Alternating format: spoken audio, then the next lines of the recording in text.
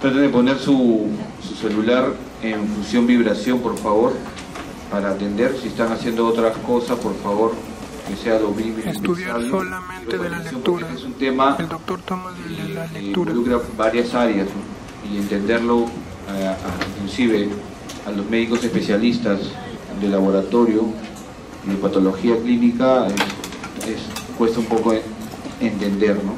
Y siempre hay uno regresa a las bases inmunológicas para poder entender este tema, ¿no? Creo que ya comenzamos, somos pocos, pero lo suficiente, ¿no?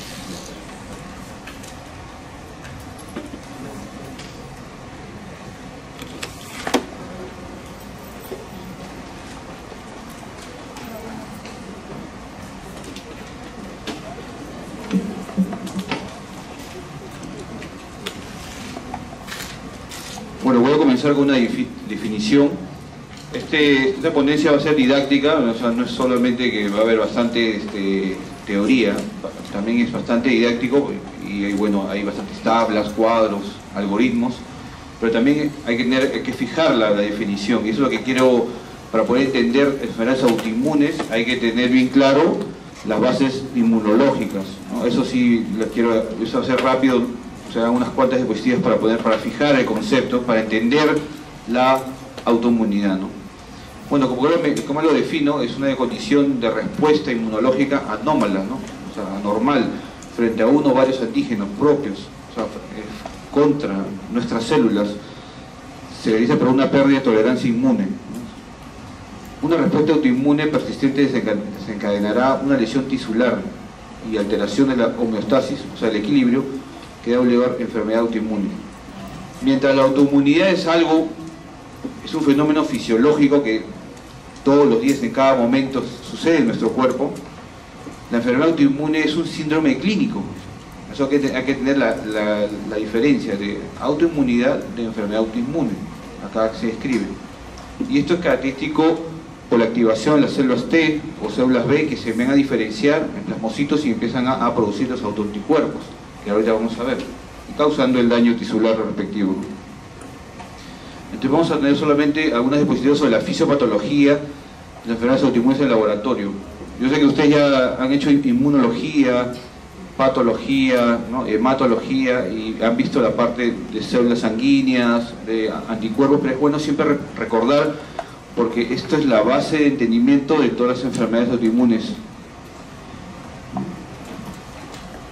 Bueno, acá solamente unas cosas principales. Todos sabemos que los anticuerpos, que están prácticamente nadando en nuestro plasma, ¿no?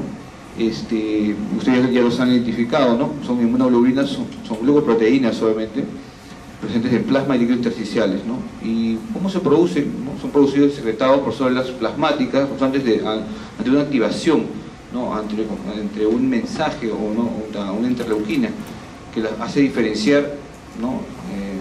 Y empezar a secretar anticuerpos, y de repente son anticuerpos malos, que nos llamamos autoanticuerpos, y empiezan a hacer daño a un órgano blanco, o puede ser de forma sistémica. Eso sí, ustedes lo manejan muy bien. Bueno, acá les presento un anticuerpo, ya lo conocen, sus dominios, ¿no? Cadenas pesadas ligeras, ¿no?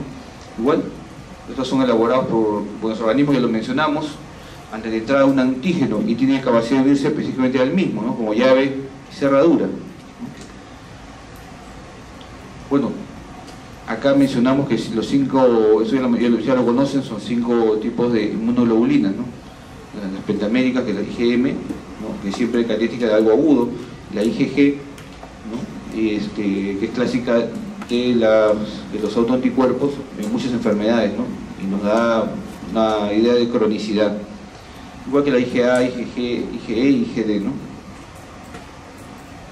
Y cabe mencionar, y vuelvo a repetir, la parte de los antígenos, ¿no? Que eso también son base de las enfermedades autoinmunes, ¿no? Como acá menciono, es todo aquello capaz de desencadenar la respuesta inmunitaria, ¿no? Las células y sustancias que se comportan como extrañas para el organismo y contra las cuales está desarrolla una respuesta inmune, o sea, son epítopes, mejor dicho, son moléculas, ¿no? Como mínimo que sean tiene masa molecular de 5.000 datos para arriba, puedes ganar una respuesta inmune, o sea, se comporta como un antígeno. Y como clásico que se ve el glóbulo rojo, ustedes ven en el dibujo en la pantalla un glóbulo rojo donde la parte redonda lo menciono como un antígeno. Es algo que es propio, o sea, que prácticamente de su membrana se expresa. Y el anticuerpo es el que se une al antígeno, y eso puede estar en el plasma. También una microfotografía, ¿no? Una bacteria y unos anticuerpos, ¿no? Pero vamos a ir avanzando ya. Entonces ya la parte básica ya se entendió, ¿no? El anticuerpo, quién lo secreta, ¿no? Pero vamos a la parte, si vamos a ver de autoinmunidad, tenemos que ver de autoanticuerpos. ¿Pero qué son los autoanticuerpos? Son anticuerpos que aparecen en la sangre y que luchan contra células del propio cuerpo. O sea, algo está pasando. ¿Por qué sucede? Normalmente estos anticuerpos juegan un papel contra agentes patógenos. Sin embargo, en caso de mal funcionamiento, estos autoanticuerpos pueden reaccionar con antígenos propios de nuestro tejido, lo mismo que acabo de decir, ¿no? Pero puede ser contra órganos o contra todo el organismo. Este fenómeno se llama autoinmunidad. Pero ahora, como van a ver más adelante, esto como ya les dije al comienzo, esta autoinmunidad es normal, es fisiológico. Se activan, se desactivan células, ¿no? Según nuestro organismo manda las ondas. Acá vemos una célula presentadora de antígenos, ¿no? Y a su costado, por su parte superior, vemos un autoantígeno, ¿no? Lo fagocita y lo presenta a un linfocito T helper, ¿no? Y luego se va a diferenciar en una célula plasmática y producir los autoanticuerpos. Y acá menciono un ejemplo de los autoanticuerpos que son el de factor reumatoideo, ¿no? Los que van a producir la artritis reumatoidea. Pero este linfocito T helper 1 también va a producir, ¿no? Empieza a secretar lo que es la sustancia que es un interferón gamma, que va a activar el macrófago para que empiece a producir factor de necrosis tumoral, interleucina 1, interleucina 6, que causan fiebre, hoy ustedes ya lo saben, y por ende va a causar inflamación en la articulación. Esta es la fisiopatología de las enfermedades autoinmunes. Pero de hecho, que acabo de mencionar un momento que tolerancia, ¿no? Eso lo dije en la primera diapositiva. O sea, en cada individuo existe una parte de autoinmunidad llamada tolerancia, ¿no? Que sirve para mantener el equilibrio del sistema inmune. Sin embargo, enfermedades son responsables de que esto se empiece a desequilibrar. Podríamos acá mencionar teoría de Hashimoto, o lupus eritematoso sistémico autoinmune, el Guillain-Barré, miastenia gravis, muchas enfermedades que prácticamente el cuerpo empieza a equivocarse, ¿no? A perder la tolerancia. Acá hay unas imágenes de lo que pasa normalmente en nuestro cuerpo con estas activaciones de estos linfocitos, ¿no? Vemos si el linfocito está frente a un antígeno inmunogénico, va a haber una proliferación y diferenciación, eso es normal. Luego, ¿qué pasa en lo que estamos hablando de la tolerancia? El linfocito, si hay un antígeno tolerogénico, une dos. O hay anergia, el mismo cuerpo suspende todo para, ¿no? Hacer un shutdown normal, no pasa nada. O una apoptosis, que ustedes dos saben que es una muerte programada. ¿Qué pasa? Si vemos que hay un antígeno que no es inmunogénico, no pasa nada, sin respuesta. Eso pasa diariamente y eso pasa en nuestro cuerpo, ¿no? Pero tenemos que hablar, si hablamos de tolerancia, ya le dijimos que es una ausencia o falta de respuesta del sistema inmune adaptativo a los autoantígenos. A consecuencia de estos procesos de selección ocurre uno del timo, que es una tolerancia central, ¿no? Y cuando estos se inactivan, obviamente en la periferia, ¿no? O sea, los linfocitos que están en nuestra sangre periférica se llaman tolerancia periférica, ¿no? Esta tolerancia es característica cardinal del sistema inmune, ya lo dije, ya es algo característico, esto es normal. Y el fallo de esta propiedad provoca enfermedades autoinmunes. Por eso es muy clásico mencionar enfermedades como el Guillain-Barré, ¿no? Eso lo van a ver diariamente. Y también es una de las preguntas del examen, ¿no? Ustedes saben que Guillain-Barré es una enfermedad, es una poliradiopatía dismelizante aguda inmune, o sea, todo un trabalenguas. Pero ¿qué pasa? Está descrito en la literatura que el Campylobacter jejuni, ustedes ya bueno, si han hecho ya infectología o microbiología, es una bacteria, ¿no?, que puedes infectarte por comer pues algo que está pues contaminado, sea cualquier comida o cualquier líquido, producir un cuadro, ¿no?, de diarrea, fiebre, ¿no? Pero ¿qué pasa? Nuestro cuerpo obviamente tiene su sistema inmune y empieza a eliminar esa bacteria, ¿no?, por muchos mecanismos que son innatos, también adaptativos. Pero ¿qué pasa? En un momento esta bacteria tiene unas proteínas que el cuerpo empieza a confundirse. Y se ha investigado que el Campylobacter jejuni tiene es una membrana proteica parecida a las que son las vainas de la mielina. ¿Y qué pasa? Al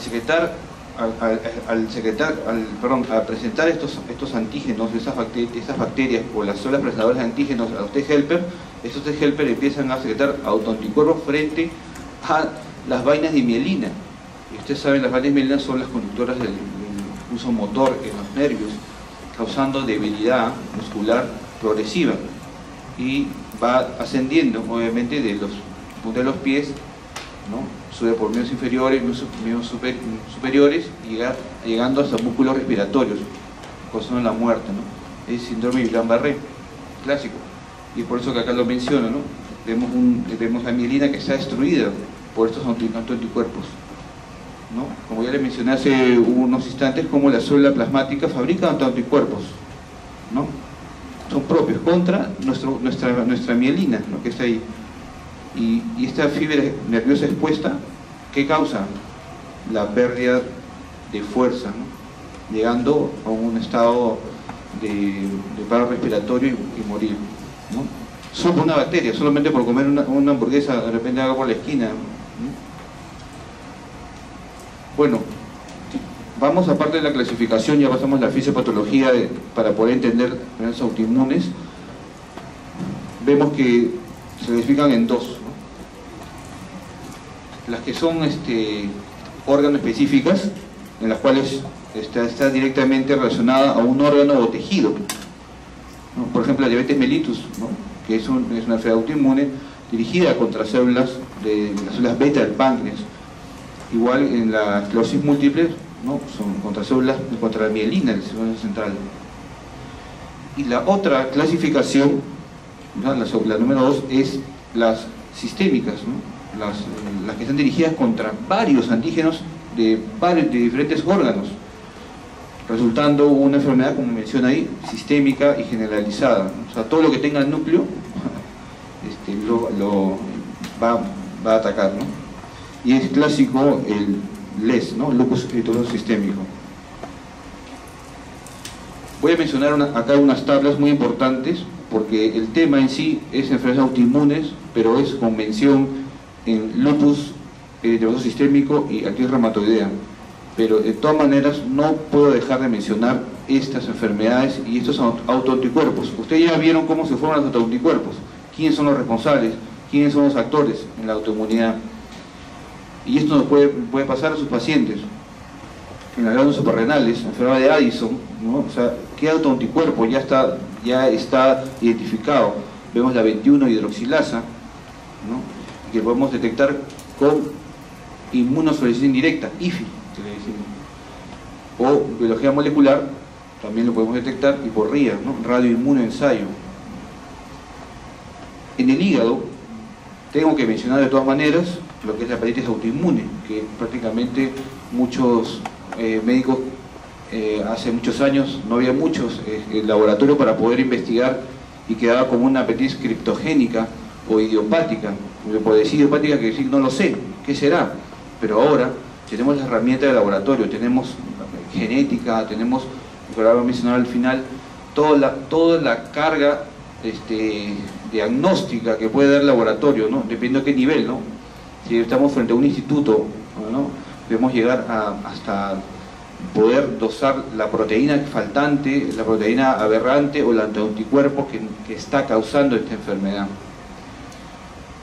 Igual, para hepatitis autoinmune está descrito que el autoanticuerpo responsable es contra el músculo liso, ¿no? Y eso lo podemos detectar con una inmunoselección directa. Para cirrosis biliar primaria, ¿no?, que es una enfermedad también que es muy florida su signos y síntomas, necesitamos antimicrosomales contra el hígado y contra el riñón, igual IFI y ELISA. La colagitis esclerosante, vamos a contra cuerpos contra nucleares, ¿no? ANA, ¿no? ¿Cómo lo detectamos? Con células EP2, que ya vamos a hablar más adelante sobre la metodología del laboratorio. Son células especialmente especializadas para poder detectar mediante inmunoselección indirecta toda la autoinmunidad, ¿no? Igual hay antimitocondriales y el P-ANCA, ¿no? Anticuerpos anticitoplasmáticos. Igual en el músculo también hay autoinmunidad, también hay anticuerpos, el PM-1 y el JO-1, que es el perfil de ENA, que vamos a hablar más abajo. Ya estamos prácticamente entrando en la parte más profunda de la autoinmunidad. No puedo dejar de decir, acabo de mencionar hace poco nomás, sobre enfermedades neurológicas, como es la miastenia gravis. Y también la miastenia gravis también es una de las preguntas que voy a hacer, que es, obviamente, que puedes, progresivamente pierdes la fuerza, progresivamente pérdida de fuerza de párpados, ¿no?, de la cara, de la masticación, ¿no? Y los responsables son anticuerpos contra acetilcolina, contra los receptores de acetilcolina, los más famosos ACRA, que le dicen. Entonces, cuando yo veo una miastenia gravis y yo no puedo, solamente tengo esta sospecha clínica, uso el laboratorio, empiezo a dosar ACRA, que son anticuerpos contra receptores de acetilcolina, porque eso menciono, ¿no? ACHR, y esto por metodología de ELISA. Esta es una pregunta del examen. Son varias, ¿no? Igual, la esclerosis múltiple, que también es una enfermedad neurológica, vemos que anticuerpo es el que está responsable de esta enfermedad, ¿no? Anticuerpos contra mielina, contra tubulina, globulina básica, globulina asociada a mielina, etc. Y todo eso lo podemos hacer por el método de ELISA, por IFI y también por inmunotransferencia, que vamos a ver que es bien complejo, pero hay que entenderlo. Y obviamente, siempre vamos a estar frente a una enfermedad autoinmune en la sangre, ¿no? Lo que ya han llevado hematología y han llevado también lo que han llevado la parte de medicina transfusional con el doctor Babarán, se ha tenido que mencionar siempre lo que es anemia hemolítica autoinmune, una anemia hemolítica autoinmune que puede llevar hasta la muerte, ¿no? Se destruyen los glóbulos rojos, están enclavando estos IgG. Si ustedes vieron las clases de IgG que mencioné, la pentamérica y solamente que la IgG, que parece un Y, están clavadas en el glóbulo rojo y lo destruyen, le hacen un hueco, activan complemento y la cadena de complemento y lo destruyen. Esto es una anemia hemolítica autoinmune, o sea, nuestro mismo cuerpo está destruyendo los glóbulos rojos. Hay que frenar esto. ¿Y cómo lo detecto? Con la prueba de Humes. Eso ya lo vieron ya en su seminario, en cada sede. Igual, van a estar contra las púrpuras trombocitopenias inmunes, que le da a niños, que se puede llegar a las plaquetas inclusive a menos de 1000, y ver un síndrome purpúrico que puede alarmarte y puede haber un sangrado a nivel del sistema nervioso central o un sangrado de tubo digestivo y llegar a la muerte. Y eso es por autoanticuerpos, o sea, un autoanticuerpo contra las proteínas de repente de las membranas de la plaqueta, que son las GP3A2B. O sea, prácticamente es un autoanticuerpo, destruye esa proteína. O sea, es un montón de enfermedades autoinmunes. Igual en el páncreas, obviamente ya hablamos sobre la diabetes, obviamente en la piel, el pénfigo, la diabetes herpetiforme, es algo ya para conocimiento. Igual, pero no siempre mencionar la más clásica, que es en el riñón, que es una enfermedad autoinmune, ¿no? Que es una enfermedad contra la membrana basal glomerular. Eso siempre viene frecuentemente en niños. En niños siempre pasa eso, ¿no? Vemos que ahora más adelante vamos a hablar sobre un tema, puede haber un síndrome nefrítico, ¿no? Hipertensión, hematuria, y siempre descartar que estemos frente a una autoinmunidad, o sea, haya autoanticuerpos contra la membrana basal glomerular. Y eso lo estamos con ELISA.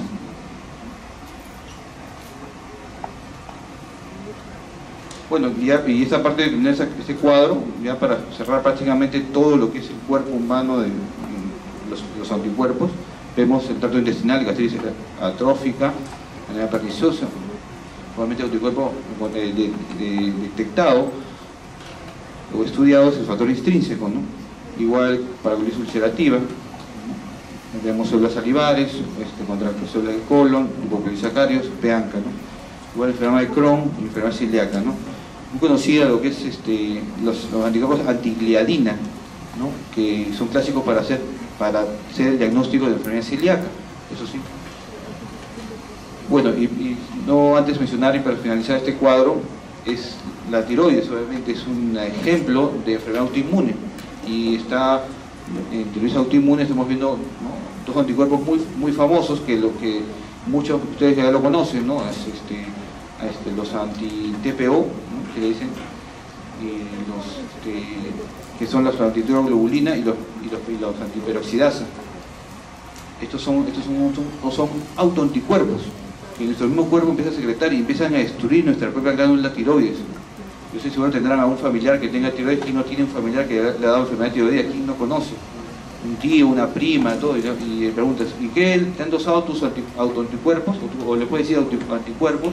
Sí, mi peroxidasa está arriba de los 800, ¿no? Y mi tiroglobulina está arriba de 1000. Ya, pues es una enfermedad autoinmune, ¿no?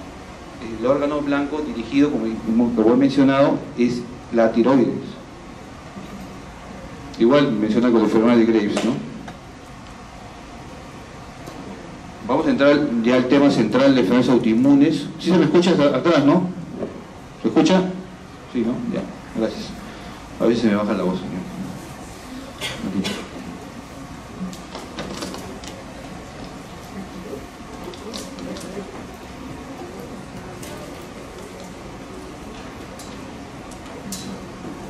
Voy a mencionar solamente las 5 principales y eso vamos a hablar de las 2 primeras nada más, ¿ya? Y obviamente para el examen solo va a entrar lo que hemos mencionado en la clase y también lo que solamente es lupus y artritis reumatoidea, que es el tema principal. Como ven, bueno, en la fotografía, no, es una imagen, ¿no?, es característica de alas de mariposa, que son uno de los signos, ¿no? Para diagnosticar LES, ¿no?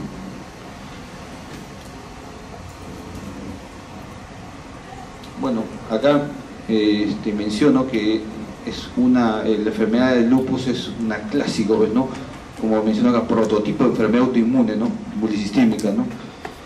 Y es la presencia de muchos autoanticuerpos dirigidos contra todas las estructuras del núcleo celular, los ANA, o sea, entonces esto es indicativo de una ruptura de tolerancia frente a lo propio, ¿no?, lo que habíamos hablado desde el comienzo, ¿no? El diagnóstico, ¿no?, se hace por lo menos 4 de los 11 criterios por ACR, American College of Rheumatology, ¿ya? 2 de ellos mencionan de este colegio americano de reumatología, menciona que 2 de estos criterios tienen que ver con autoanticuerpos identificables en el laboratorio. O sea, el laboratorio no puede estar ajeno para que usted lo pueda diagnosticar, no solamente es clínico, ¿ya? La presencia de células LE, que yo voy a mencionar una imagen más adelante, a veces no está dentro de los criterios porque es un hallazgo, y estamos hablando del siglo pasado, ¿verdad? Del siglo pasado, de que nuestros maestros veían por microscopía células LE, o mejor dicho, el fenómeno LE, pero eso ya prácticamente se ha perdido. Ya no hay ni tecnólogos que hay en el laboratorio que lo hagan, ni patólogos clínicos que puedan decir esto es células E, le encontré de células E. Es bien difícil hacerlo, tienes que hacer un cribado, tienes que tener una gasa especial, es una técnica muy antigua, pero la mencionan a unos libros todavía. Obviamente anticuerpos de DNA nativo, ¿no?, el double strand o doble cadena, los anticuerpos anti-SM que son implicados, Y también, muy clásico es que tengamos un resultado de sífilis, un BDR sífilis positivo, ¿no? Y esto siendo falso positivo, ¿no? O sea, que no es verdad. Y un ANA positivo, ¿verdad? Que vamos a mencionar. Bueno, estos son todos los criterios, pero acá no hemos venido a aprender la parte de medicina, de criterio, hemos venido a aprender la parte de laboratorio, por eso vamos de frente a la parte de laboratorio.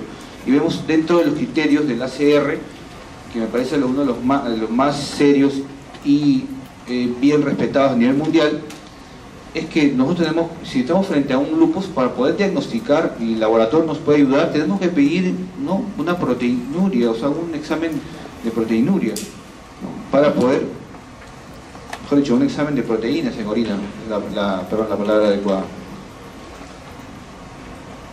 y ver que sea persistente, que sea mayor a 500 miligramos en 24 horas, ¿no?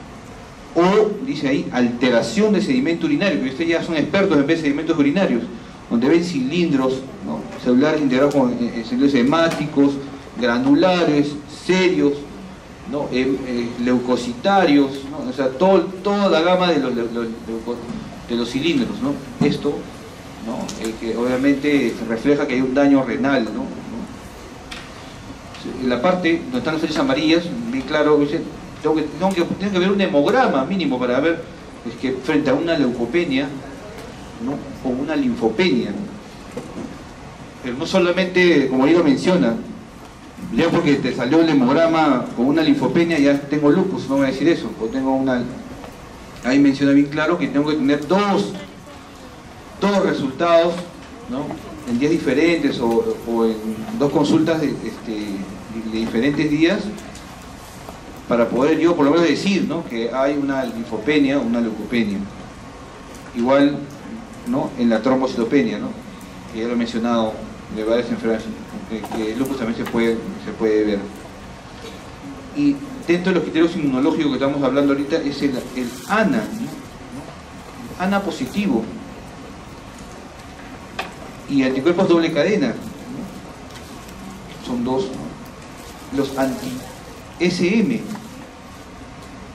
donde los que más también se están descritos es positividad contra los anticuerpos antifosfolipídicos, como el anticuerpo antilúpico y el RPR, que decía que era el para de sífilis.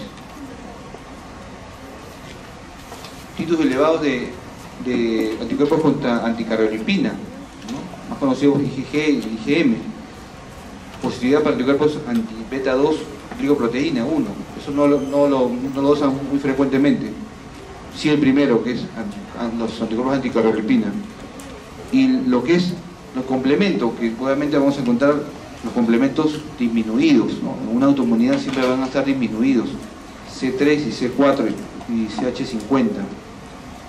Y obviamente en un lupus vamos a encontrar el test de Coombs directo, positivo, eso es donde vayan.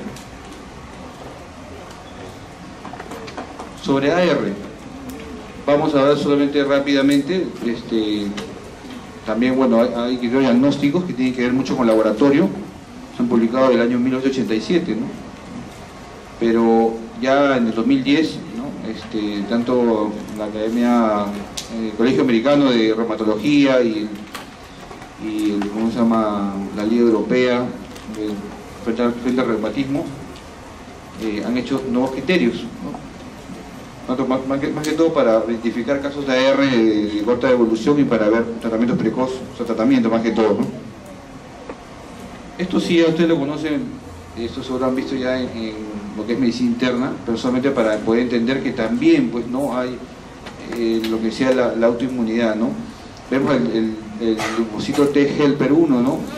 Que va estimulando las células B, ¿no?, y al final se diferencia en un plasmocito que produce autoanticuerpos, ¿no?, y ahí se ve el factor reumatoideo, que es un autoanticuerpo, ¿no?, causando al macrófago para que empiece a secretar, ¿no?, eso vimos en unas primeras diapositivas, ¿no?, el factor de necrosis tumoral, interleuquina 1, interleuquina 6, que son los que causan inflamación dentro de la articulación. Entre los criterios, ¿no? Vemos de la ACR y de la EULAR también, ¿no? Que ya les dije que era América y bueno, Europa, ¿no? Son los que se juntan y se hacen su consenso. Serología, ¿no? O sea, si yo tengo un paciente que tiene todos estos cuadros, ¿no? O sea, dolor en articulación, ¿no? Por lo menos una articulación, o pueden ser dos articulaciones, tengo que hacerles puntajes, ¿no? Puntuación mayor a 6/10 permite clasificar al paciente como una R definida, ¿no? Entonces, A tiene que haber una afectación articular, obviamente, ¿no? Y B, muy importante, tiene que haber serología, obviamente. Y muchos han escuchado que a veces el laboratorio es malo, no sirve para nada. ¿Cuántas veces he escuchado que los médicos dicen, mencionan al laboratorio que no sale nada? Pero obviamente, si tú ves toda la clínica florida de una R y ves que sale el factor reumatoideo negativo, tú no te vas de frente a decir, el laboratorio no sabe procesar o lo han hecho mal. Hay criterios también para eso. Factor reumatoideo negativo y anticuerpos anticitrulinados negativo, ¿no? Puntaje 0, pongan el puntaje. Factor reumatoideo positivo débil o anticuerpos anticitrulinados anti-CCP positivo débil, 2 puntos. Factor reumatoide positivo elevado o anticuerpos anticitrulinados o los anti-CCP positivo elevado, 3 puntos, ¿no? Vamos a lo que es el criterio C o la parte C, reactantes de fase aguda. Eso siempre eso es clásico, ¿no? Ya están descritos los reactantes de fase aguda, ¿no? El PCR, BCG, aptaglobina, ¿no?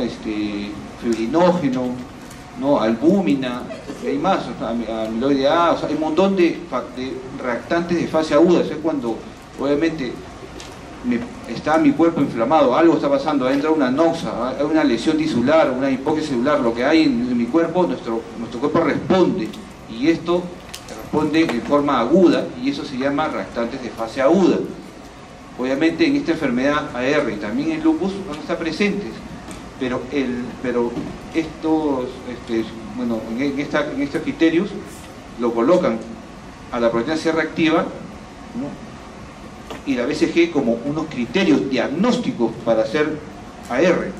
Vemos que una PCR negativa y un BCG negativa tiene puntaje 0, y una proteína C reactiva alterada, ¿no? Que vamos a ver los valores, y una BCG alterada tiene un puntaje, ¿no? Y eso más lo que está, más todos estos criterios, nos va a ayudar a llegar al diagnóstico, ¿no?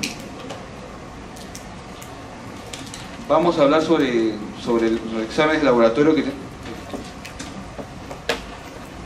tenemos a la mano para poder diagnosticar, ¿no? Como he mencionado hace un momento sobre los reactantes de fase aguda, vemos ahí en esa curvita esta imagen muy, me pareció muy interesante e ilustrativa, cómo la probabilidad de ser reactiva se eleva, ¿no? Desde el día 0, ¿no? Y empieza a elevarse, ¿no? Entonces es muy importante que ustedes lo puedan solicitar para poder armar su cuadrito de criterios, ¿no? O sea, cuando uno va al hospital lo tiene que tener siempre esto grabado en su cabeza, ¿no?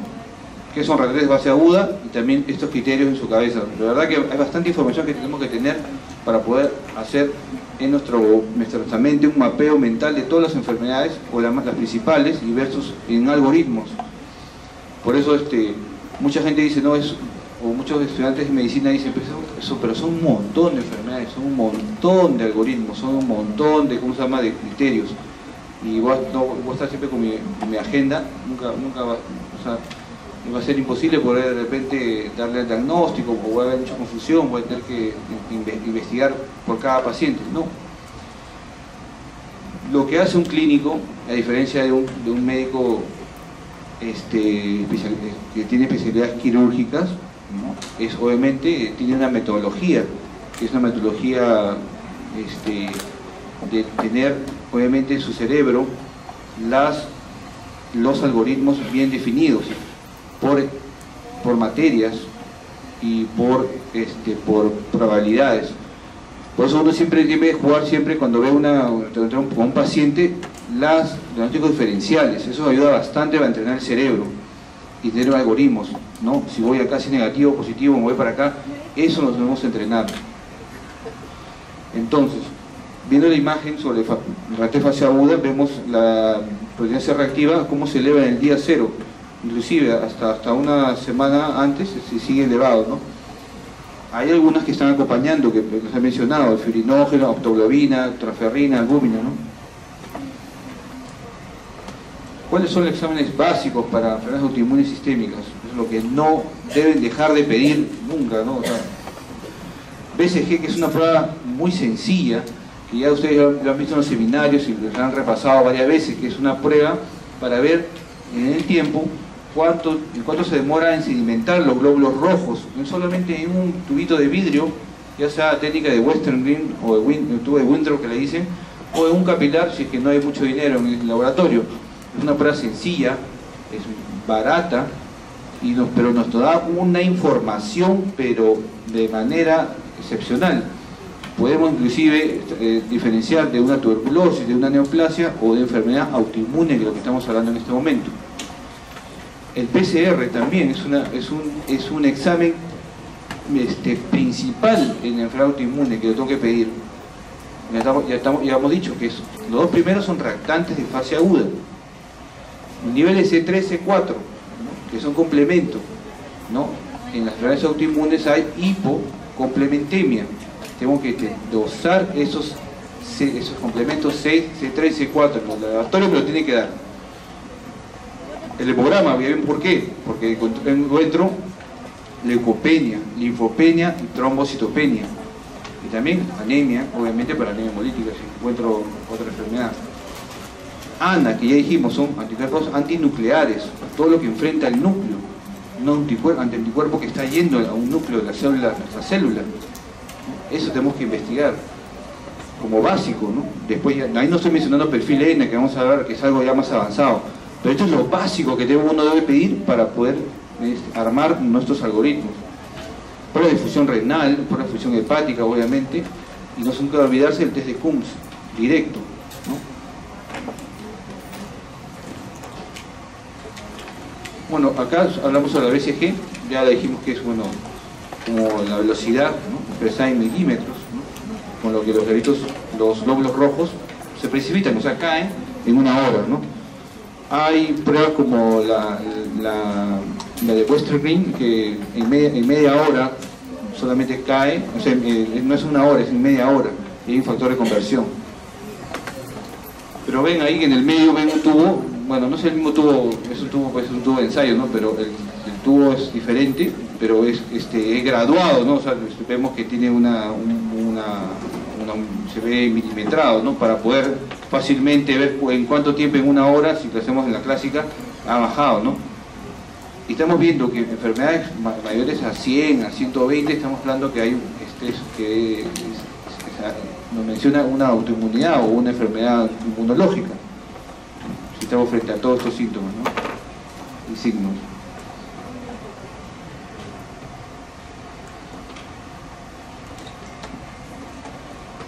La proteína C reactiva, bueno, ya hemos mencionado que es un marcador muy útil para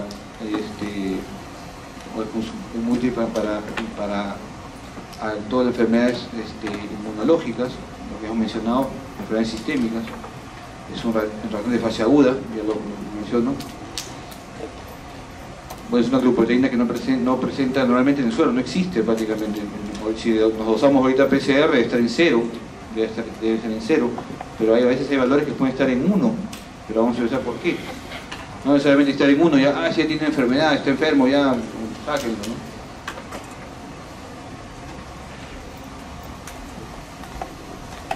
Podemos encontrar elevación menor a 1 en ejercicio, ¿no? O sea, clásico, ¿no? O sea, resfriado, embarazo, gingivitis, ¿no? Otras cosas, ¿no? Enfermedades vasculares cerebrales, convulsiones, angina, etc. 1 a 10, neoplasias, infarto agudo de miocardio, pancreatitis, y todo lo que ven ustedes ahí. Pero más de 10 miligramos, como hemos mencionado, ¿no?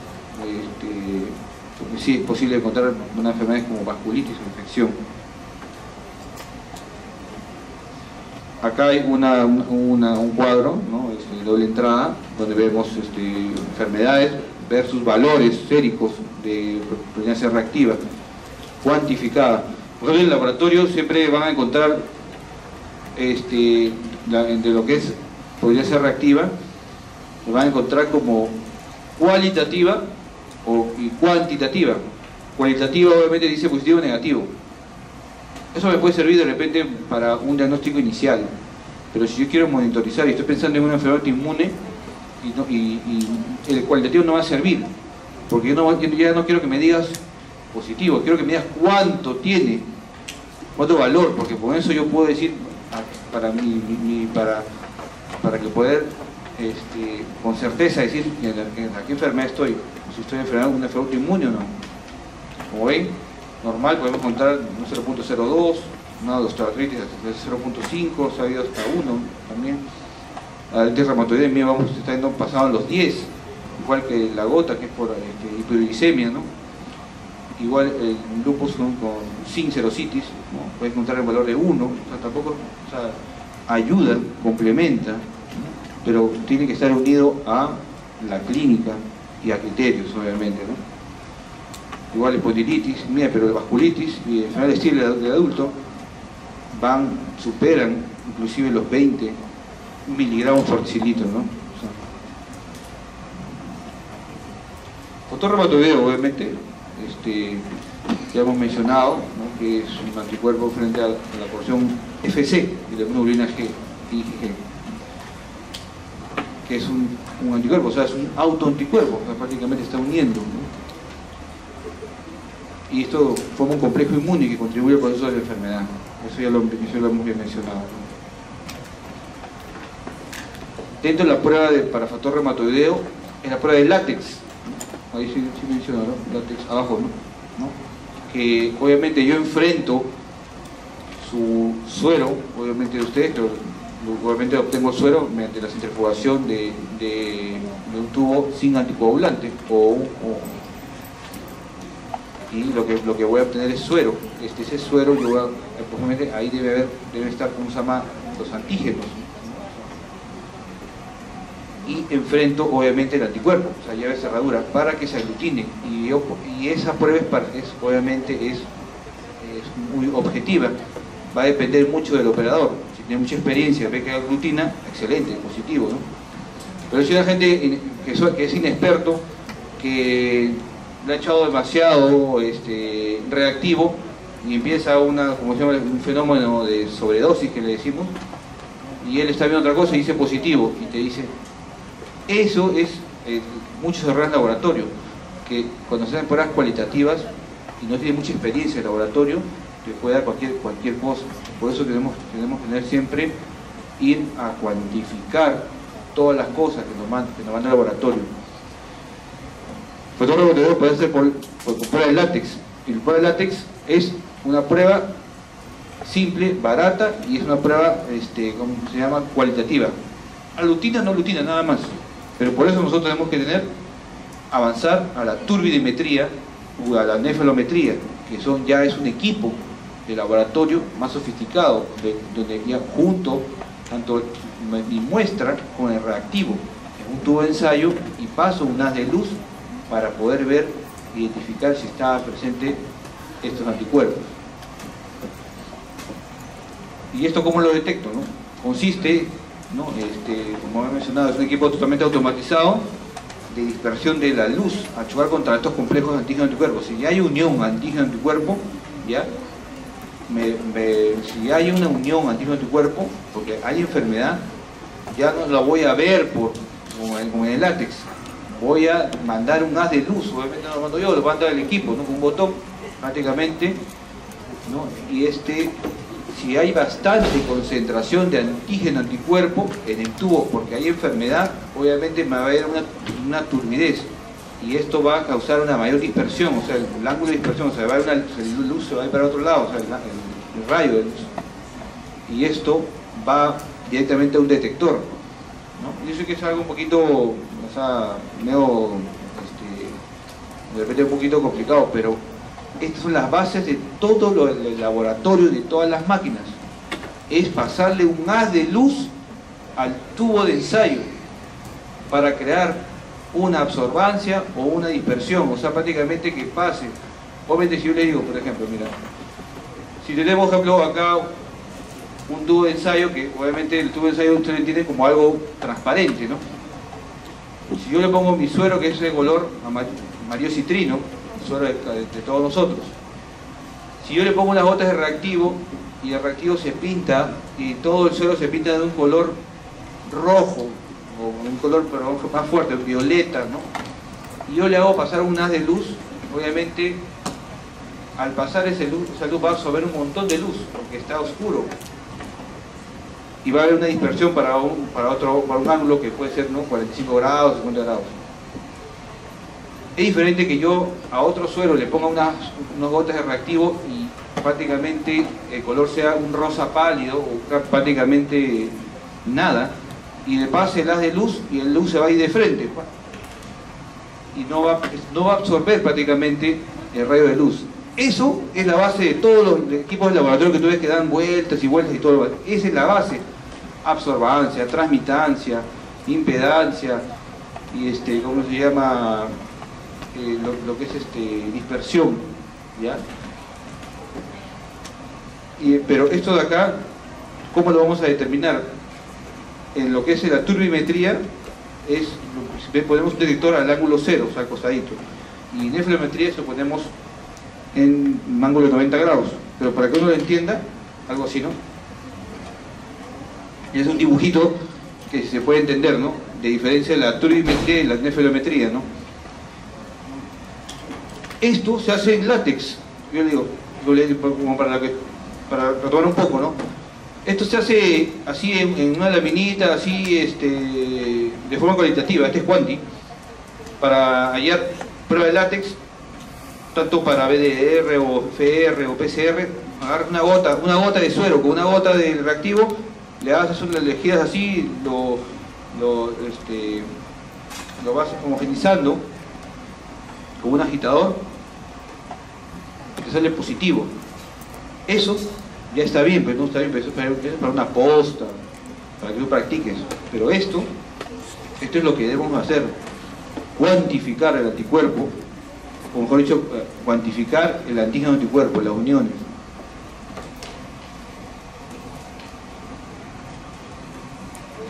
Hay técnicas, lo que es para detectar, ¿no?, el CH50, complemento, que dijimos, que sirve para diagnosticar lupus eritematoso sistémico, igual C3 y C4, que son, ¿cómo se llama?, ¿no?, complemento también, y eso está aumentado o disminuido. Está disminuido. ¿Qué técnicas hay? Hay técnicas de ELISA. No vamos a ir un poquito, no vamos a ir tan profundo. Las técnicas de ELISA uno tiene que conocerlas, porque estamos en cuarto año y debemos saber qué cosa es la técnica de ELISA. Y ya no sé si lo han mencionado en otro cátedra o no. El examen de ELISA lo vamos a hacer bien didáctico, o sea, creo que en una diapositiva lo vamos a explicar ya, pero en un ratito, ¿no? Sobre el anti-CCP, ¿ya? Esto es moderno, muy bien, muchos médicos lo piden, ¿no? Factor reumatoideo y anti-CCP, los dos juntos, de frente. El que me pide eso, el pata ya está, ¿cómo se llama?, actualizado y sabe lo que quiere. Pero si está en FR y que está que te busca, oye, llame FR cuál, y no, él está en otro, él prácticamente no está actualizado, no está orientado. Ya hemos mencionado que en el criterio de ACR y EULAR, ¿no?, América y Europa ya están en consenso que tenemos que pedir anti-CCP, y nuestro laboratorio tiene que tener para poder adelantarnos un poco más ante la enfermedad. El factor reumatoideo, como dice, es un anticuerpo identificado en sueros sanguíneos, ya lo hemos escrito. Está presente en otra serie de alteraciones no reumatológicas, mira que mencioné, y puede ser detectado con una sensibilidad del 60-70%, es bajo, no tanto, no es tan alto. Pero es específico, 80-90, está bueno, ¿no? Bueno. Pero existen otros tipos de autoanticuerpos, ¿no?, los anti-CCP, que son un grupo de, ¿no?, que son contra factor perinuclear, ¿no? Contra la queratina y contra la proteína citrullinada, ¿no? Todos los anti-CCP o anti-PCC, ¿no? Depende de cómo lo mencione en qué idioma, ¿no? Miren lo que menciona acá, los anticuerpos para proteínas citrulinadas pueden ser detectados en 80% pacientes con AR y con una especie mayor a 98%. Pero uno debe usar los dos, ¿no? Para hacer sus criterios diagnósticos y para llegar también a una mayor especificidad. Pruebas de autoanticuerpos para LES, ¿no? Los ADN antidoble cadena obligatorios, ¿no? Tienen una gran especificidad, ¿no? 70% de sensibilidad y su nivel es variable dependiendo de la enfermedad, ¿no? Los ANA, obviamente, anticuerpos antinucleares, es básico, ¿no? Tener ANA, tiene una sensibilidad del 95%, pero tiene que ser correlacionado con los hallazgos clínicos. Si nosotros lo hacemos a todos, acá, a todas las mujeres, no solamente los varones lo sacamos a un lado, todas las mujeres, lo hacemos anticuerpos antinucleares y están sanas todas porque han venido acá y no tienen ninguna enfermedad, aparentemente sanos. ¿Puedo encontrar un ANA positivo? Según lo que ustedes han leído, por supuesto, pueden encontrar títulos, ¿no? 1/100, 1/160, dependiendo cómo quede el laboratorio, cómo le hace las concentraciones, ¿ya? O sea, no alarmarse si, por ejemplo, me sale ANA positivo, ya yo tengo lupus y ya me tienen que poner corticoides, meter prednisolona, no, un supresor, no sé qué voy a hacer. ANA positivo, van a ver en la práctica diaria, no es, ¿no?, atognomónimo, ¿no? O sea, no es que sí ya es el diagnóstico final, tiene que correlacionarse con los síntomas. La anti-SM, Smith, ¿no? El más específico para LES tiene una sensibilidad de 30-40%, pero es bajo, ¿no? El anti-SSA RO, que dice, presente en 15% de la gente que tiene LES, pero es clásico del Sjögren, ¿no?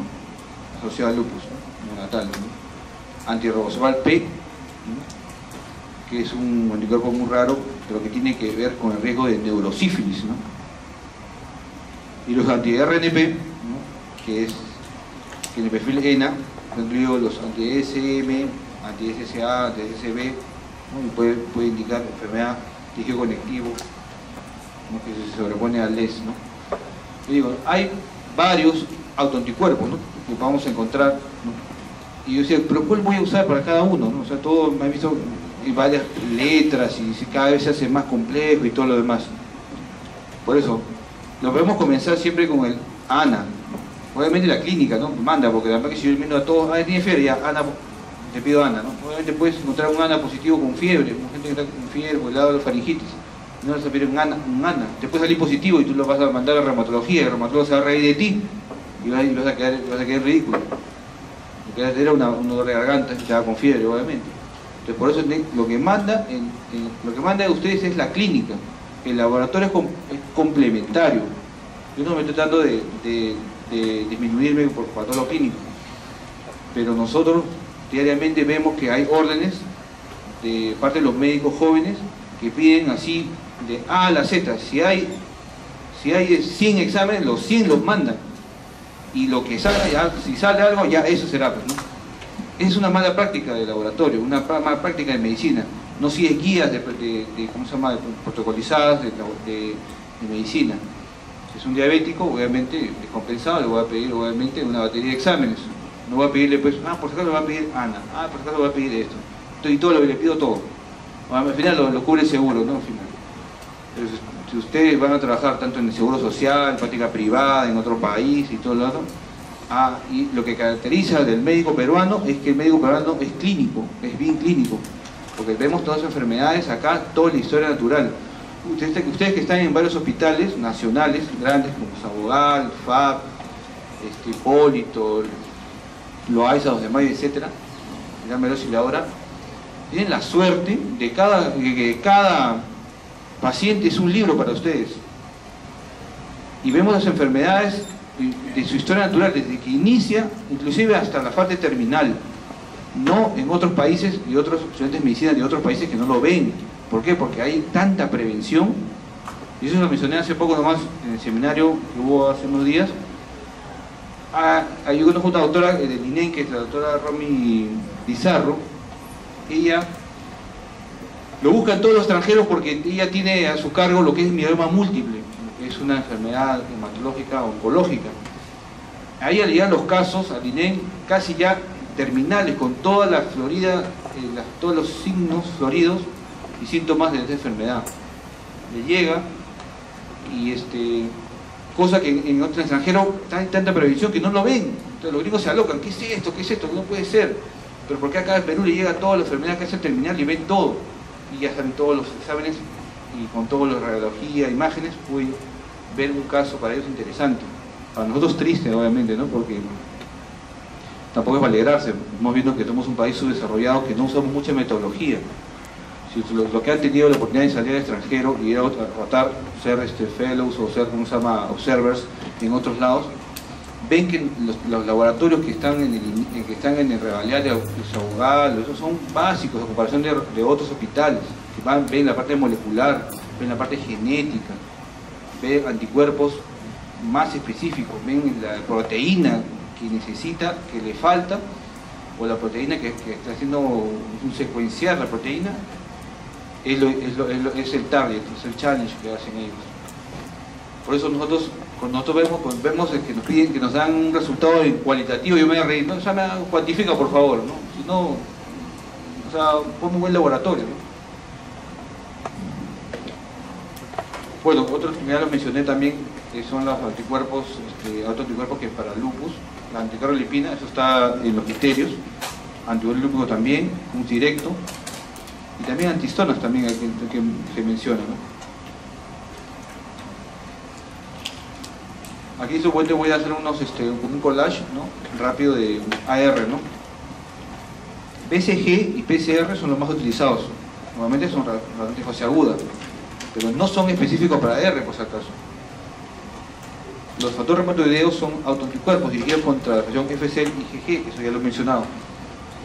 Suelen ser algunos IgM, pero también pueden ser otros isotipos como el A, IgA y IgG. El factor reumatoideo, su tipo de IgM aparece en cerca del 80% de los pacientes con AR y clásicamente ha sido incluido como criterio diagnóstico, eso ya lo hemos visto. Sin embargo, no es específico y puede presentarse en pacientes sanos o asociados a otras enfermedades autoinmunes. Por eso tener mucho cuidado, ¿no? O sea, que ya tenga un FR positivo, ya ese tienes AR, ya qué mala suerte. No, hay que ver gente sana, por eso menciono.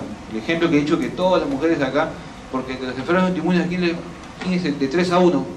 Las mujeres.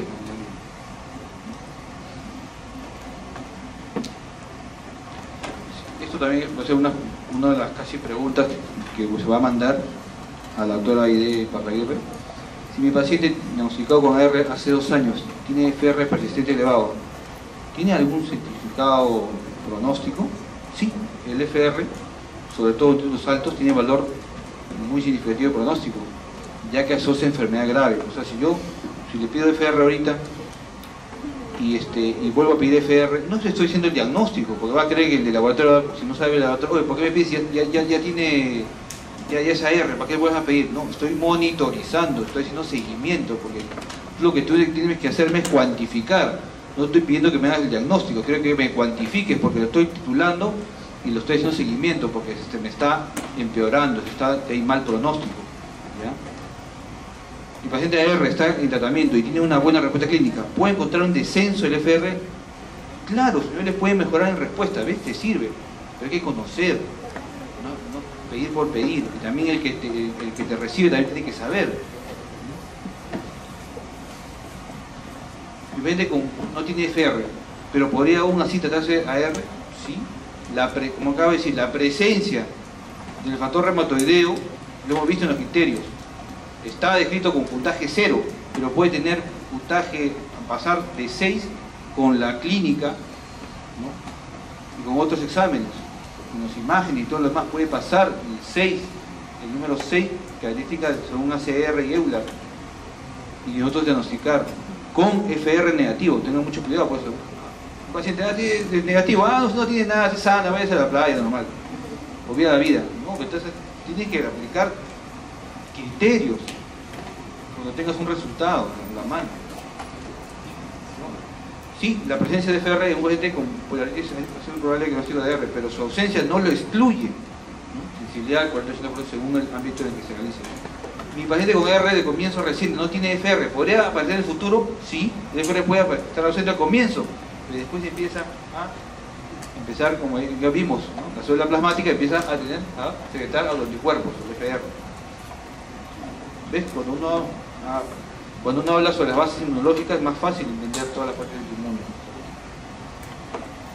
Sospecho que mi paciente tiene R de comienzo reciente. ¿Podría confirmar el diagnóstico si encontrara un anti-SCP? Qué bacán que uno vaya al laboratorio, un médico diga eso. En el hospital nadie dice eso, pero ya algún día alguien llegará a decir eso. Claro, los anti-SCP pueden preceder en años a la clínica. En años. Las guías actuales recomiendan la eliminación de AR de comienzo reciente, ya que se predice erosiones. Entonces está indicado que usted lo pidan, ¿no? Como preventivo también.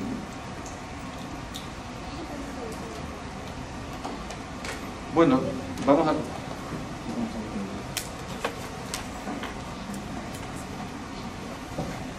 Ya entramos en la parte final y esa parte es un poquito de los anticuerpos antinucleares. Vamos a poner así, ver la parte metodológica del ANA. No es que uno se aprenda el patrón y que va a entrar según el patrón la pregunta, ¿no? Solamente centrarnos en los 4 patrones principales, ¿no? Ustedes ya han ido al laboratorio de inmunología, todos, ya han visto IFI, todos. Algunos de ustedes ya han hecho prácticas de inmunofluorescencia indirecta, o sea, han agarrado el microscopio invertido, ya lo han visto con la luz fluorescente, han visto uno, aunque sea uno, ya uno está bien. Está bien.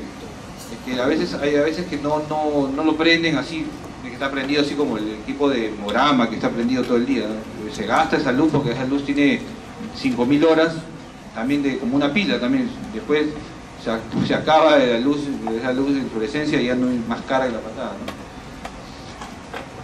Pero le digo, ¿no? Sobre lo importante es conversar sobre anticuerpos antinucleares, los ANA, ¿no? Como acá piensa, la inmunofluorescencia se utiliza por primera vez en los años 50 con Kunz y Kaplan. Utilizaron anticuerpos marcados con fluoresceína para lograr antígenos para poder ver antígenos en los tejidos. Actualmente, esta técnica de inmunofluorescencia se usa ¿para qué? Para identificar virus, obviamente, ¿no? Porque podemos ser IFI para HIV, ¿sí, no? Lo pueden ver. Pero más se ha utilizado también para detectar y cuantificar niveles de anticuerpos en tejidos, en células, que es lo que estamos ahora. No vamos a hablar de los virus, estamos hablando de antígenos, ¿no? o anticuerpos que están en los tejidos, están impregnados ahí, tenemos que verlos, ¿qué está pasando? Entonces, la inmunofluorescencia indirecta es la metodología que vamos a poder identificar los ANA. Es cuando se dan anticuerpos específicos presentes en un suero del paciente frente a un determinado antígeno mediante el uso de un segundo anticuerpo que es el que está marcado con un color fluoresceína. Es un juego de sustancias, ¿no? Primero, lo que hacemos es que nuestro suero, que si está presente la enfermedad, la voy a marcar con fluoresceína. Y si yo tengo un reactivo que lo puedo activar ese color, que es el color fluorescente, puedo llegar a detectarlo y verlo por microscopio. O sea, ese es un arte, ¿no? Para poder yo realizar un examen de ANA, tengo que tener por lo menos las células EP, ¿no? Que son las células gold standard para este screening, o sea, para este examen. Pero es un acrónimo, o sea, obviamente de Human Epidermoid Carcinoma, ¿no? Strain.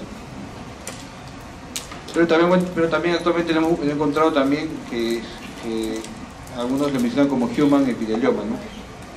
Porque son unos tipos de células que son neoplásicas, están inmortalizadas, o sea, prácticamente te traen las células en las láminas. las láminas están en la célula, o sea, perdón, las células están en la lámina, que vienen prácticamente para que tú puedas echar ahí tu suerito, tu conjugado, tu sustrato y poder ver realmente dónde está el daño. Por eso es que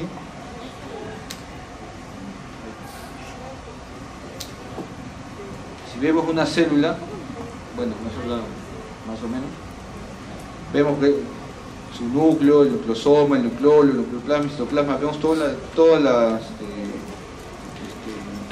sus partes de la célula. Estas celulitas que ves acá están en la lámina, están inmortalizadas, o sea, están fijadas, preparadas. Antes se usaba células de ratón, de conejo, pero vieron que prácticamente no ayudaban en nada. Pero ahora se han utilizado células de carcinoma de laringe, humanas, ¿no? Todo un avance para eso, ¿no? Entonces, ¿yo para qué quiero esas células en mi lámina? Para poder echarle mi suero, que tiene el suero problema, para ver dónde se va, dónde se juntan, dónde se hace antígeno anticuerpo y dónde yo puedo marcarlo con fluoroceína y ver los colores espectaculares que son estos, ¿no? Si ustedes le sacan el color fluorescente, son células que son preparadas, no son células de la persona, por si acaso. Uno piensa a veces, ¿esas son mis células? ¿O de tan mal estoy? No. Estas células son células comerciales, son células neoplásticas, inmortalizadas, preparadas, fijadas, preparadas en un laboratorio, cortadas, bonitas, todo muy bonitas, ¿ya? Listas, como decir, listas para que tú le eches fluoroceína, ¿no? Un sustrato y tu suero problema del paciente, lo incubes y lo leas y aparezcan estos patrones horribles que nos dicen enfermedades autoinmunes, ¿ya? Y solamente quiero mencionar 4 patrones básicos que son el difuso homogéneo, ¿ya? Que está en letra A, ¿no? Completito, ¿no? Todo parte homogéneo, ¿no? Homogéneo significa, ¿no? Que de forma homogénea, o sea, de forma completa, ¿no? Sin espacios, ¿no?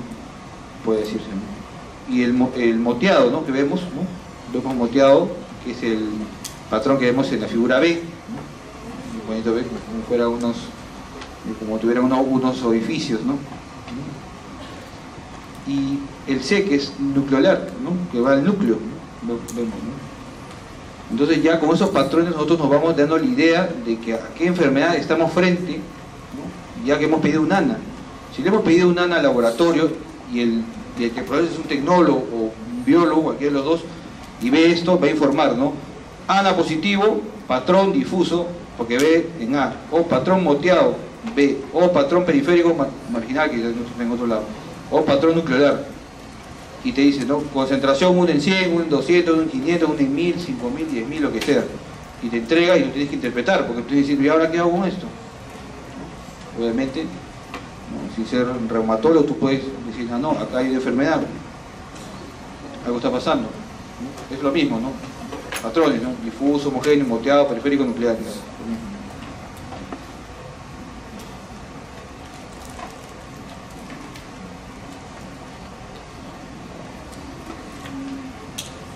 Espera un segundito.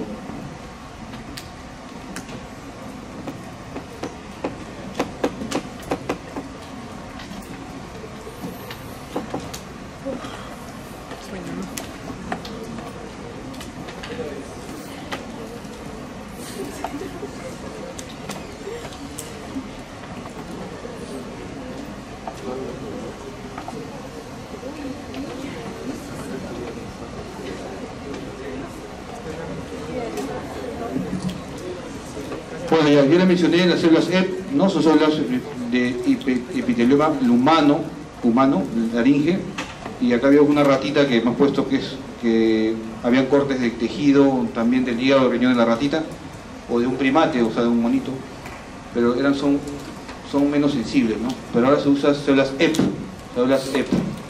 ¿ya? Bueno, acá se ve más bonito, es una célula mucho más grande, más bonita. es lo que quería mencionar, si se nota ahí. Mira, acá el ANA lo puedes encontrar en muchas enfermedades, ¿no? Y se me lleva a la cabeza el lupus, el LES, casi como una frecuencia de 95 o 100%. Pero lo que yo quería mencionarles es abajo, en la parte de las personas clínicamente normales, sanas, que puedes encontrar, mira, puedes encontrar hasta un 5% en títulos de 1 sobre 160. ¿Ya? O sea, menciona, o sea, que títulos a este nivel son positivos y debe investigarse. Pero mira, podemos encontrar el 5% de personas sanas, o sea, no necesariamente en los enfermos. O sea, mejor dicho, o sea, estando sanos podemos presentar estos anticuerpos antinucleares. También hemos mencionado el factor reumatoideo. ¿Ya?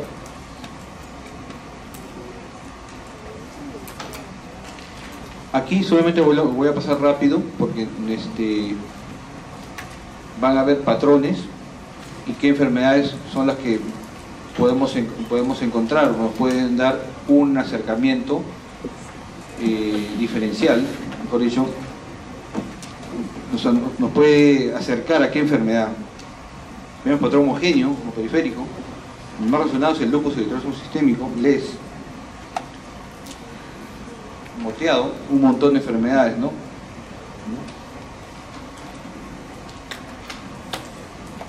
Otros patrones, acá vemos el nuclear, como lupus, ¿no? El Sjögren, ¿no? Cleodermia. Los anti-DNA también es un examen que se pide para el lupus eritematoso sistémico. Son anticuerpos frente a estructuras del ácido desoxirribonucleico, DNA. Se escriben dos tipos, ¿no? El nativo o de doble cadena, ¿no? Y el de cadena sencilla. Estos aparecen prácticamente en un momento de la enfermedad con una prevalencia del 99%. Entonces son buenos, muy buenos para poder diagnosticar anti-DNA. Y ya lo vimos en los criterios de ACR y EULAR. Son frecuentes en LES, pero también puede hacerse a otras enfermedades como autoinmunes, como LES inducido por fármaco. El anti-DNA, diferente que el ANA, obviamente tiene otra metodología, ¿no? Ahí dice método de FAR, ¿no? Que obviamente tenemos que tener otras, un hematoflagelado, ¿no? Que ahí dice el nombre que no lo puedo mencionar, no lo puedo pronunciar, que es el Cryptidae lucillae. Eso viene del inserto, ¿no? Y eso es donde, esas son las células preparadas para que yo voy a meter ahí mi sustrato, ¿no? Mi conjugado, mi suerito y la fluoresceína, para que se pueda pintar y ver, ¿no? Claramente si estamos frente a un anti-DNA positivo. Por eso es una técnica que también no se hace diariamente y tiene que haber un laboratorio de inmunología muy avanzado para poder hacerlo y bastante experiencia para poder decir que es un anti-DNA positivo, porque para que un biólogo, un tecnólogo, un patólogo vea eso tiene que tener bastante experiencia, 10 años por lo menos, para poder ver y decirte que es un anti-DNA positivo, porque si es muy joven y no sabe, en verdad te arriesgas, ¿no? ¿Ya? Pero es, ¿no? Patrón IFI positivo para anti-DNA, que estamos hablando sobre un hemoflagelado Cryptidae lucillae, ¿no? O sea, se tiñe el quinetoplasto, ¿no? Sí.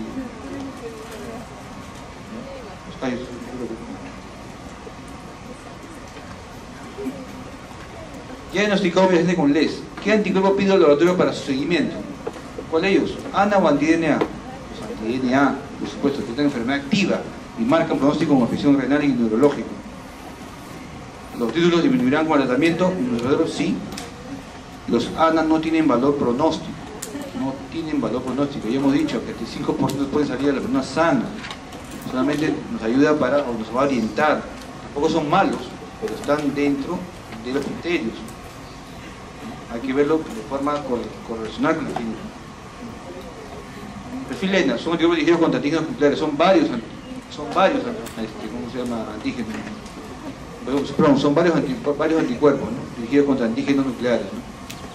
Entonces, esto es lo que mucha gente, el reumatólogo lo que hace es, primero te manda el ANA, y si el ANA está positivo y tiene la clínica florida y no ha definido todavía, ahí recién se manda el perfil ENA. ¿Ya? No se le ocurra pedir de frente perfil ENA, porque tengo, me duele la mano, acá está rojita, ya, perfil ENA de frente. No, no hagan eso.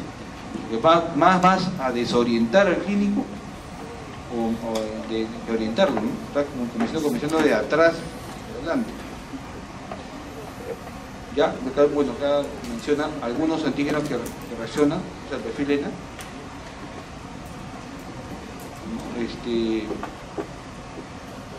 Los principales son, las antígenas son anti-RNP, anti-SM, anti-SSA, RO, anti-SBLA, anti-SCL70, los cuales se pueden detectar en conjunto o individualmente. Ya hemos mencionado hace poquito sobre el lupus, que también algunos de estos, también se intercambian varios. ¿Ya? Pero el perfil ENA son un buen grupo de esos anticuerpos, y que de una sola corrida lo podemos detectar.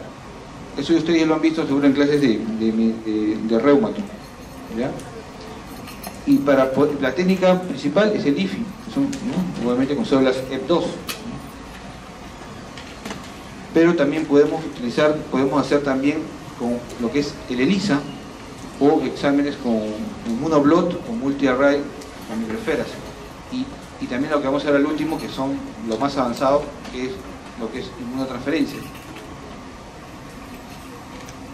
Bueno, esto es anti-Smith, ¿no? Vemos, ¿no? Anti-Ro. Voy a pasar rápido porque esto de acá no es, más que todo, vamos a ver la técnica, no decir la enfermedad,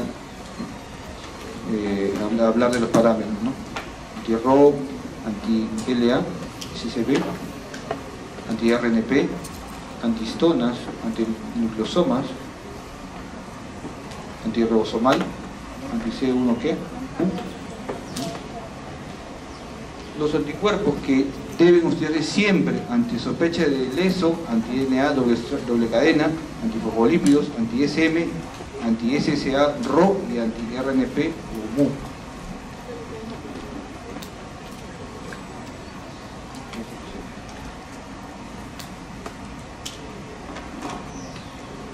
Bueno, voy a mencionar un poco sobre lo que es los ANCA, eso rápidamente, que son los anticuerpos contra citoplasma.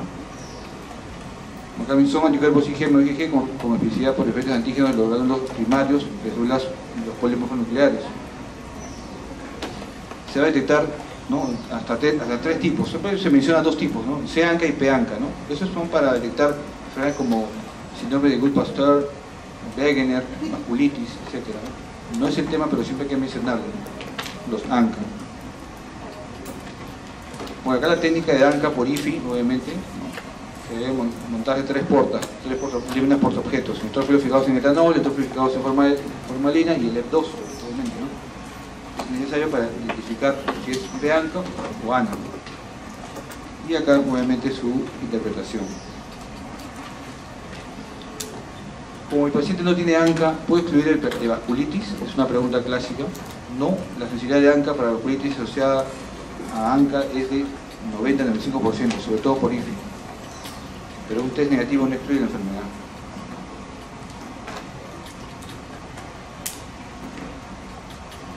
Eso es clínica, ¿no? Eso es importante porque es también algunas preguntas del examen también. Tengo un paciente con urgencia con hemoptisis abundante, hematuria. Además presenta una creatinina de 2.9, daño renal. Sé que tengo que pedir un tipo de anticuerpo de forma obligatoria, pero no recuerdo cuál. Le pido ANCA o un anticuerpo contra la membrana, la célula medular. ¿Sí? Debo detectar la presencia de anticuerpos antimembrana glomerular. Es imprescindible porque también exige una eliminación inmediata por plasmaféresis. O sea, acá lo que tiene valor es el anticuerpos anti-MBG.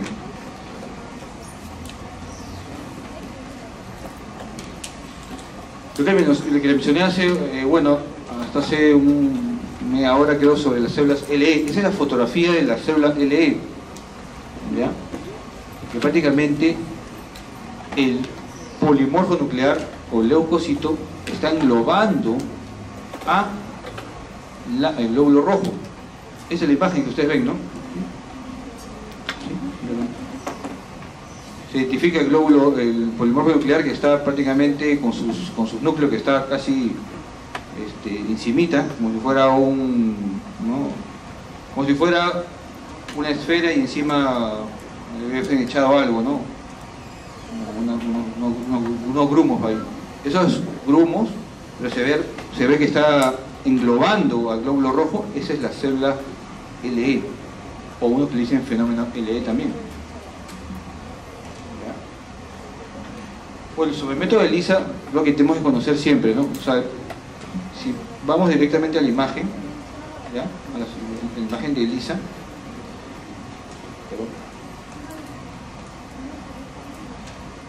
¿Ya? Es un método rápido, sencillo y sensible que permite crear autoanticuerpos específicos frente a distintos antígenos. Estos pocillos ya vienen, pues, lo que han visto ya, las técnicas de ELISA que han visto, pues, las placas de ELISA, ¿han visto las placas de 96 pocillos? ¿Ustedes han visto? Han ido al laboratorio de inmunología, ¿no? Pero por lo menos han visto lo que son los pocillos, ¿no? Que son chiquititos, así, de control transparente, que son 96 pocillos así, ¿ya? Y eso se mete en una máquina, pero esos pocillos ya vienen de fábrica con un antígeno marcado. Es como si usted le preguntas, por ejemplo, la técnica más fácil por hacer, por ejemplo, la práctica de la ELISA para HIV. Ya viene el P24, que ustedes lo conocen, viene marcado en el fondo del pocillo. Pues yo estoy hablando de una cosa, no de un tubo, es una cubeta de 2 por 2 milímetros. Viene en 96, o sea, pues una placa, ¿no? Que puede ser la placa de ese tamaño, ¿no? Como el cuaderno, ¿no? 96 vienen acá. Cada cubetita o cada pocillito en el fondo tiene un antígeno. Estamos hablando de, para entenderlo, de ELISA, el P24 estaría en el fondo. ¿Y qué voy a hacer? Yo le echo mi suero, obviamente yo soy negativo, ¿no? Le echo y no se une porque no tengo el anticuerpo anti-P24, obviamente, no se une y cae y no hay ni un color. Pero ¿qué pasa si le puedo un compañero, o a X, uno que tiene VIH positivo, ¿no? Tiene el anticuerpo anti-P24 y se va a unir. Al unirse, si tú echas el sustrato, va a cambiar de color. Y ese al cambiar de color, ¿no? Es lo que hace un anticuerpo, cambiarlo de color, y a veces lo ponen de color rojo, amarillo, lo que sea, y lo detecta la máquina.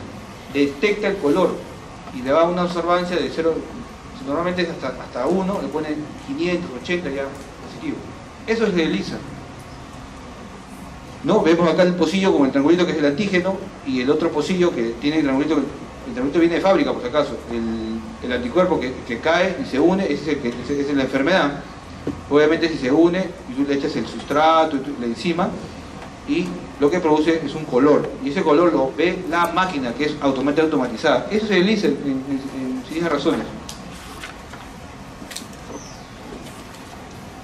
Acá hay uno que también nos puede ayudar un poco más, ¿no? Para aprender. Placa cubierta con antígeno, ya vemos, ¿no? Son 2 antígenos ahí, ¿no?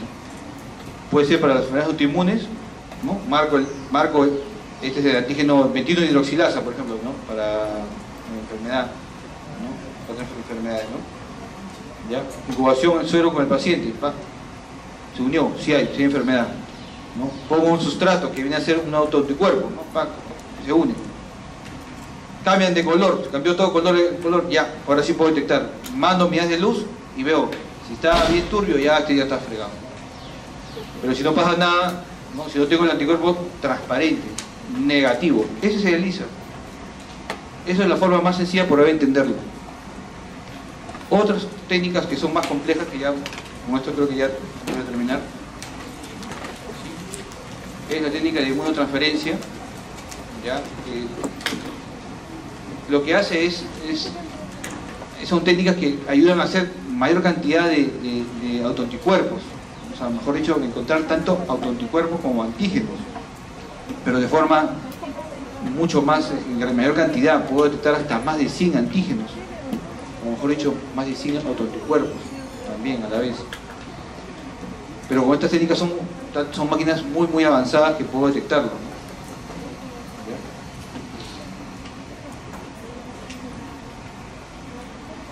Como vemos ahí, esta técnica de inmunotransferencia mucho mejor es cuando uno ve una imagen, ¿no? Que ve tantas palabras, ¿no? Obviamente se usa gel agarosa, que ustedes ya lo conocen porque ya han visto el autor molecular y saben lo que es banda, ¿no? si yo les digo algo para que uno pueda recordar, si ustedes han visto la técnica de Western Blot, ¿no? Que son bandas, ¿no? La GP150 tiene que salir positiva, la G24, la 50, para decir que ese es un Western positivo y ese tiene HIV sí o sí. Eso lo hace un gel agarosa molecular, ¿ya? Igual prácticamente es parecido, ¿no? Usan obviamente un gel agarosa, ¿no? Empiezan a poner unas sustancias y va marcándose en bandas, y cada bandita necesita un autoanticuerpo.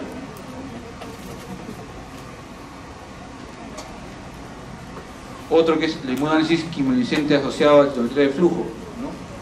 Que también mejor la imagen, que nos ayuda mucho más que tantas palabras, es que si hay unión antígeno-anticuerpo y hay enfermedad, van a pasar por un tubo y la citometría lo que va a hacer es leer célula por célula, ¿no?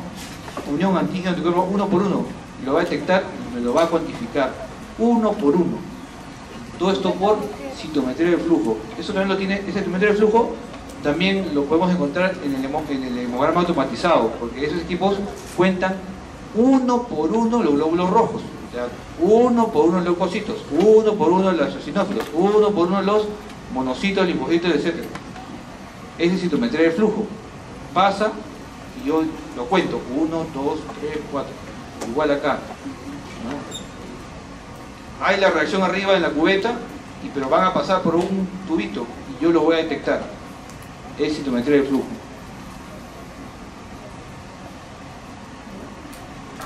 Acá, es lo mismo, ¿no? Y otra técnica también es poder detectar varios, ¿no? Varios antígenos a la vez. Acá tengo una imagen, pero acá lo quiero, que es el NALIA, ¿no? Nanoensayo inmunométrico múltiple, ¿ya? Permite detectar hasta 100 diferentes autoanticuerpos que reconocen el mismo número de antígenos en una sola determinación, y un pequeño volumen de muestra. Con un poquito de muestra puede encontrar hasta 100 anticuerpos. Imagínense qué cantidad, o sea, la cantidad que puedo detectar. Y esta es el NALIA es una combinación tanto del FEIA, que es un ensayo enzimático por influencia con tipo Salis, y la inmunotransferencia que hemos visto. Y vamos a obtener esto, ¿no? Casi como una especie de papel milimetrado que está en unos puntitos, ¿no? Que uno dice, ¿qué será esto, no? Pero nos da una información, ¿no? El LA, el RO, PSNA, double strand DNA, anti-RNP, ¿no? Anti-SM, anti-JO, anti-CL70 para esclerodermia, anti-RNP, ¿no? Varios, ¿no? Esta es la última técnica que hay que puede detectar en gran cantidad autoanticuerpos. No solamente el ANA, no solamente el anti-NA, de ahí en el perfil ENA, ¿no? Podemos ir hasta el NALIA, es lo mismo.